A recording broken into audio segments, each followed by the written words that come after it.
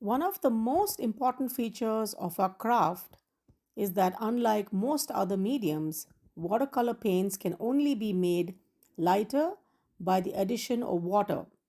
That's what most of us know.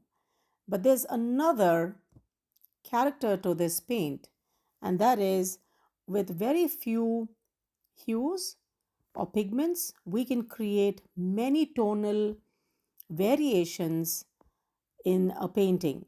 And this I do in this video where I'm going to show you. I'm going to be using very few colors, but by just adding another color into the color that comes out of the tube raw, we are able to create several variations, hues, tonal beauties while painting anything. So in this example, I'm going to be using cadmium orange. I'll be using a lemon yellow, a cad yellow, and for mixing the muted colors, now, mute is the word muted. Well, muted is to dull, to lessen the intensity or the vibrancy of any color. So, when we're dealing with watercolors, it's a beautiful way to get the colors looking a little less dominant on the paper by using a few tricks, and it still works beautiful every time, and it's absolutely acceptable. And there are certain rules by which you can do the mixing in a smart way without creating a muddy effect. So, not two colors that are mixed together are going to create a great another color, the third color. There are certain specifics that we need to keep in mind while mixing, and this comes with constant painting. But I wanted to make this video so that you are aware and not stumped by mixing two colors and being disappointed. So here I'm taking the bright yellow, a warm yellow, a bright orange, and a bright red. So in the first example, I'm going to be showing you how the painting looks when I use the paints from the tube raw in their actual form, just diluting a little bit of water, and the painting is obviously going to be really vibrant and like a pop on the white paper. So let's begin swatching how these warm colors look on paper and start painting a very simple composition of three florals and some greenery. Now, the green also, I chose a nice bright one. It's actually a sap green, but it's a little brighter one, probably because of the brand. And in the second variation of the entire composition, I muted it down by adding another secret color. This we're going to see as we paint, and I'm going to explain to you what I did, why I made those color choices along the way, so that you're well informed and you can apply this to your own paintings. This is a very valuable video because it's going to give you some knowledge that you can apply right away. So let's get painting this bright floral composition and see what happens once it's dry.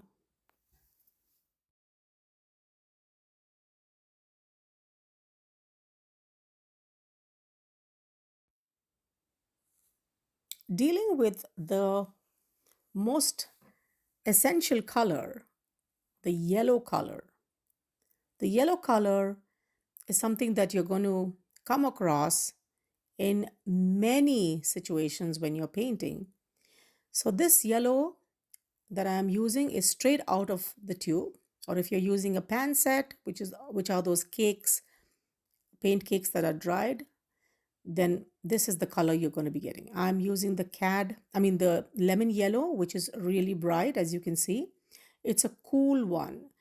So we're going to deal with what cool and warm are, but essentially every color will either be a cool one or it's going to be a warm one. So in a few words, I would say cool if it's going to be nice and bright and leaning more towards a clean and look or a less orange look than a warm yellow, which is going to be leaning towards an orange on the color wheel.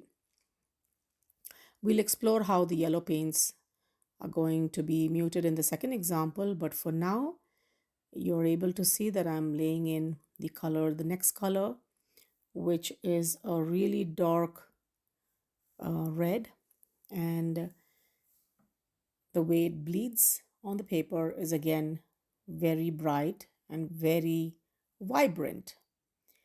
I've just used a little, toned it down by a little bit of water, and then moving on to the orange flower. Here also, it's straight out of the tube, very bright cad orange.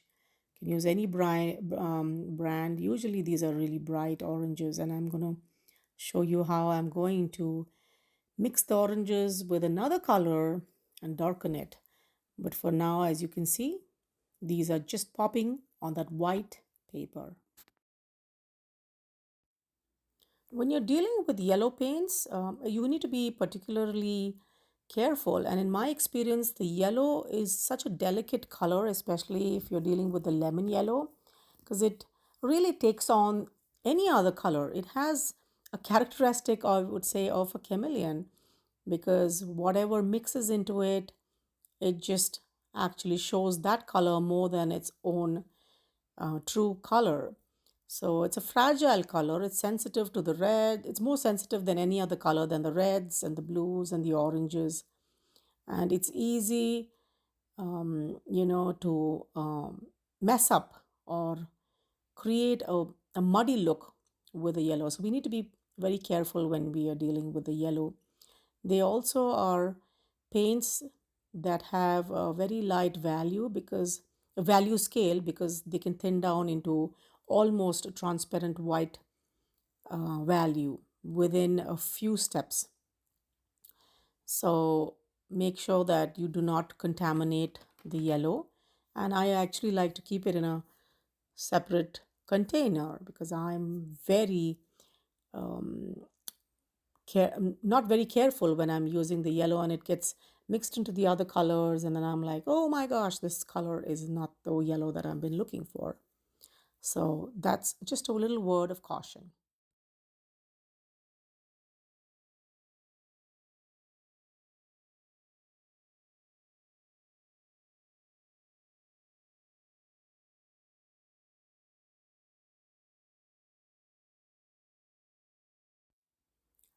The painting has dried and I'm using the Payne's gray to create the centers of the flowers and the stamen. And this is not a very important step, but I need to use a dark paint in the center so that I can give a wonderful effect to the lighter colors that are there on the paper.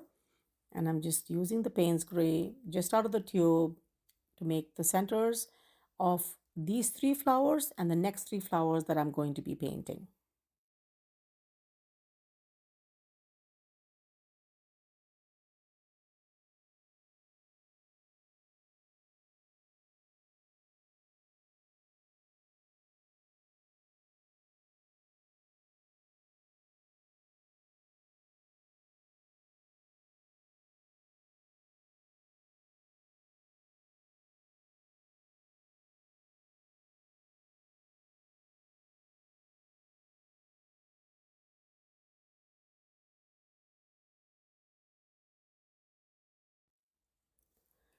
Now I'm just taking the same color but in a different value, a little slightly darker value, and adding it as a second layer on the dried paints.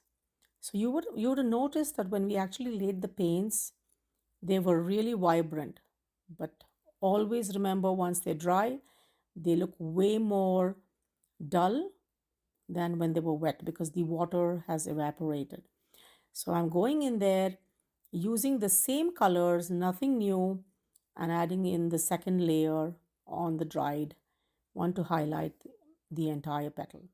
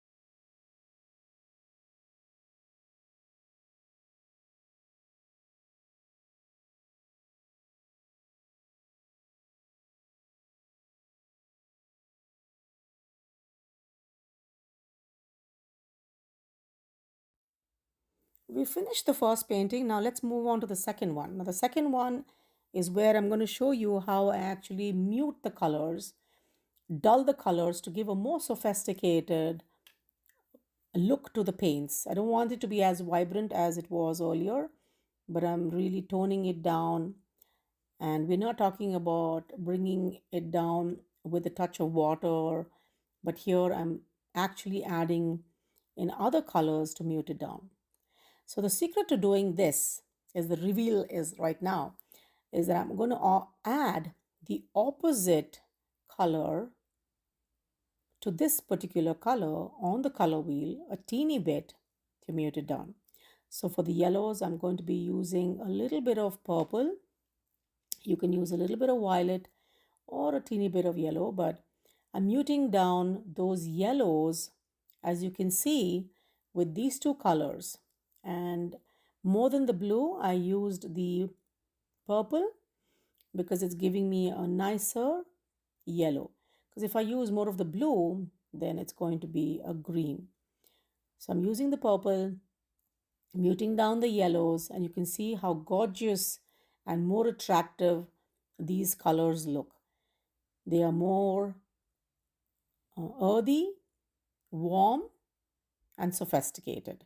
So I'm going to go ahead and do this same thing with the oranges. I'm going to switch the purple and add the blue because the opposite color that sits on the color wheel to the orange is the blue.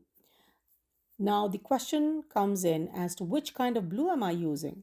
Should I use a light blue, which I mean cooler blue, or should I use a darker blue? Go ahead and experiment that. But for now, I'm just using the cobalt blue, trying to get a little variation in those oranges.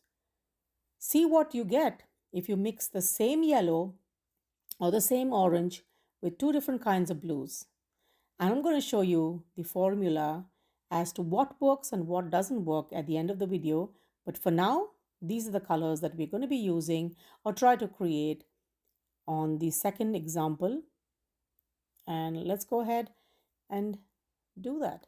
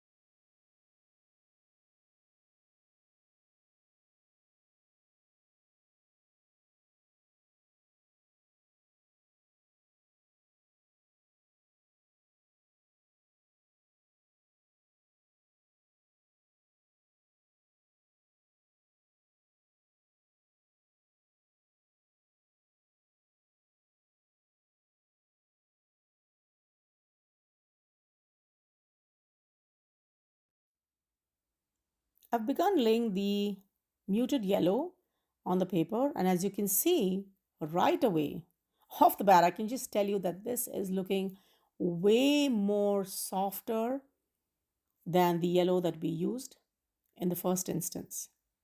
There is nothing wrong or nothing right in this whole process. It's just your choice. But I'm just showing you this video how you can just change up the tonal values and the entire vibrancy of any color by adding in water or by adding in the opposite color to this color that you're painting or using and completely mute it down for a different look. The petals on the left side were painted with one kind of blue, and I used another blue for the other one. I mean, pardon me, it was the purple. So I used the purple and I also used a pinkish purple. The one with the pinkish purple turned out to be a nice yellow, as you can see.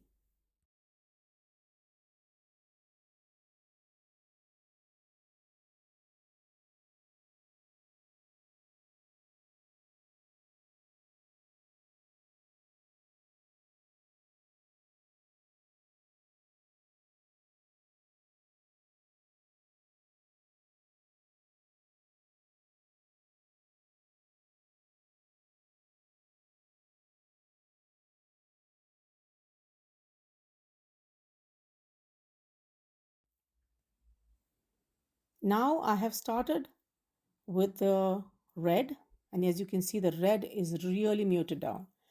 And can you guess the color that I added to mute it down? Well, the answer is a green. I added a little bit of green, and there you have a beautiful red. I'm going to do the same thing with the orange, but for the orange, I'm going to be adding a blue.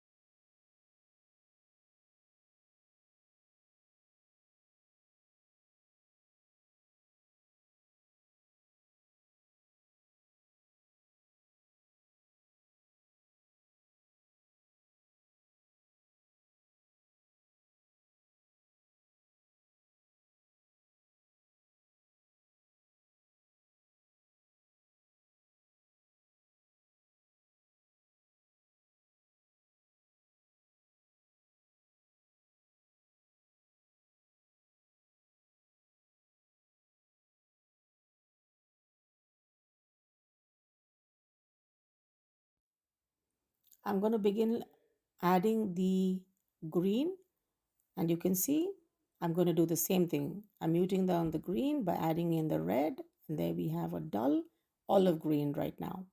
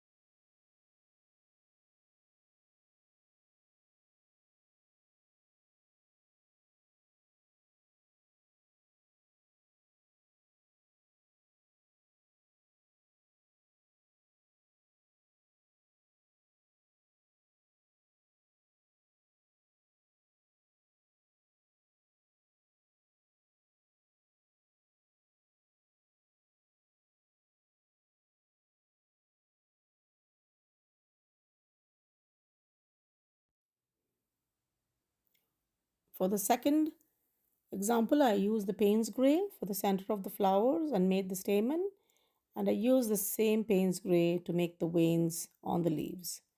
So both are almost identical, but you see what kind of a difference just by changing the colors by water and by adding in some more of the complementary colors, we are able to achieve something absolutely new.